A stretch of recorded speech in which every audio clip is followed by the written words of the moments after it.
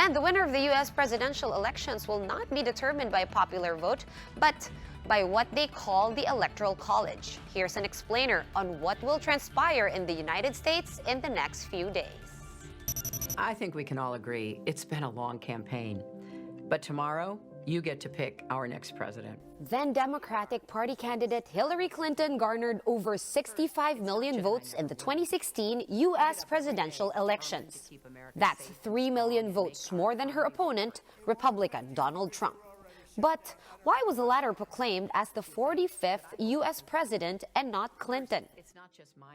It has something to do with the state's unique voting system called the Electoral College. In most democratic countries like the Philippines, the candidate who gets the popular vote wins the election. It's also called the first-past-the-post system. But the U.S. founding fathers beg to differ.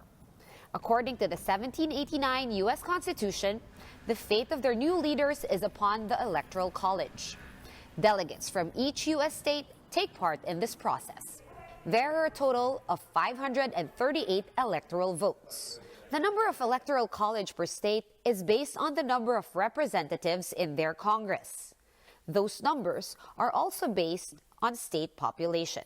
So that means that a voter is not directly choosing their preferred candidate, but instead they are voting on who should their electoral college pick. And you don't write down the candidates' names, but that of their party. In an interview with One News's Agenda, International Studies professor Renato De Castro emphasized that it is a winner-take-all scenario. So if you have 250,000, automatically you have one elector.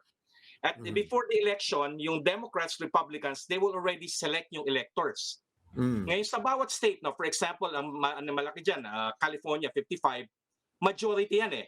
Except for Maine and Nebraska, all states have a winner-take-all system in relation to the Electoral College. A presidential candidate must secure an absolute majority of 270 electoral votes to win. California has the most number of electoral colleges with 55. But this does not necessarily mean that the Golden State is the primary target of presidential candidates. They usually woo voters in the so-called swing states. These are states that are neither solid Democrat nor Republican and can decide a close contest. In 2016, Trump surprisingly amassed all electoral colleges in traditionally Democratic states like Michigan, Pennsylvania, and Wisconsin.